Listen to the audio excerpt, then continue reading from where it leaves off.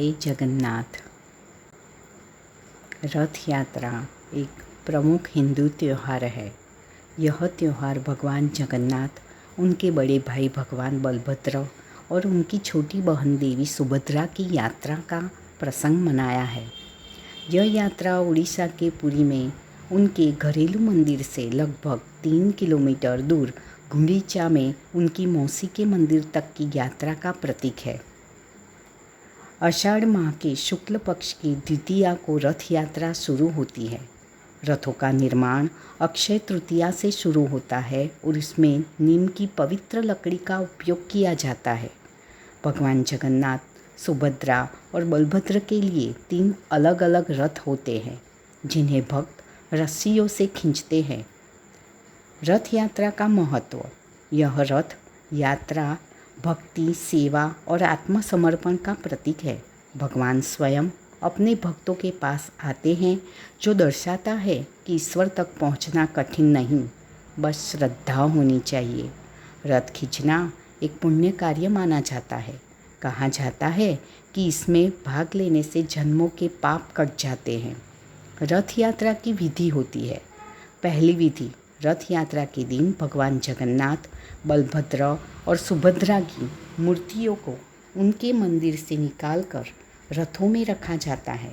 दूसरी विधि, भक्त रस्सियों से रथों को खींचते हैं और गुंडीचा मंदिर तक ले जाते हैं। तीसरी विधि, गुंडीचा मंदिर में भगवान जगन्नाथ और उनके परिवार के सदस्य 7 दिनों के लिए विश्राम करते हैं। चौथी विधि, आषाढ़ माह की 10वीं को रथ पुनः मुख्य मंदिर की ओर प्रस्थान करता है। रथ यात्रा एक महत्वपूर्ण सांस्कृतिक आयोजन है जिसमें लाखों लोग भाग लेते हैं। यह त्यौहार ओडिशा की संस्कृति और परंपरा का एक महत्वपूर्ण हिस्सा है।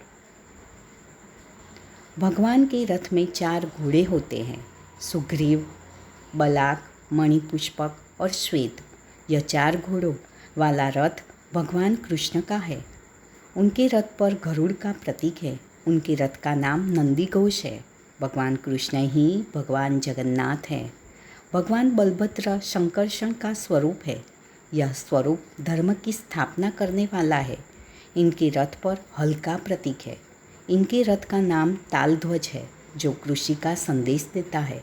हमारी भारतीय संस्कृति यह कृषि और ज्ञान की संस्कृति है। सुभद्रा जी भक्तों का कल्याण करने वाली हैं। उनके रथ पर कमल का चिन्ह है। उनके रथ का नाम दर्पदलन और इसे पद्मध्वज भी कहते हैं। जब जब भगवान ने अवतार लिया, तब तब भगवान के साथ शक्ति भी प्रकट हुई है। यहाँ सुभद्रा जी माता जी बहन के रूप में, शक्ति के रूप में प्रकट हुई है। सुभद्रा माता जी दोनों भाइयों के साथ रथ में बैठकर भक्तों का कल्याण करने निकल पड़ती है। यह प्रसंग आध्यात्मिक तो है ही, इस प्रसंग को सामाजिक दृष्टिकोण से भी समझना चाहिए।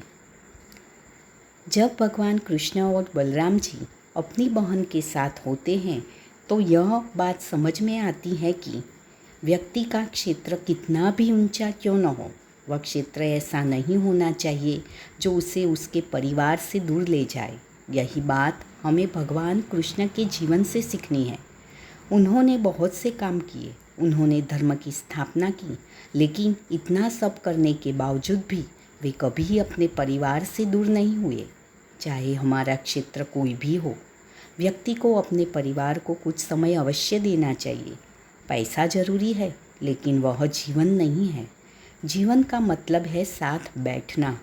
जीवन का मतलब है दूसरों के सुख दुख बांटना और ईश्वर के प्रति समर्पित होना। एक व्यक्ति अपने आध्यात्मिक जीवन को कैसे बेहतर बना सकता है, इस बारे में अपने परिवार के साथ चर्चा की जा सकती है। 10वें स्कंद में भगवान कृष्ण की दिनचर्या का वर्णन है। भगवान कृष्ण सुबह उठते हैं, वे स्वयं को चिंतन करते हैं। भगवान कृष्ण भगवान है, लेकिन वे हमें यह बताना चाहते हैं कि अंत में सभी को यह सोचना चाहिए कि मैं कौन हूँ। भगवान कृष्ण की संपूर्ण कथा से हमें जीवन के लिए उपयोगी विभिन्न ज्ञान प्राप्त होता है। इसीलिए भगवान कृष्ण जगन्नाथ है। यदि वे न हो तो हम सब अनाथ हैं।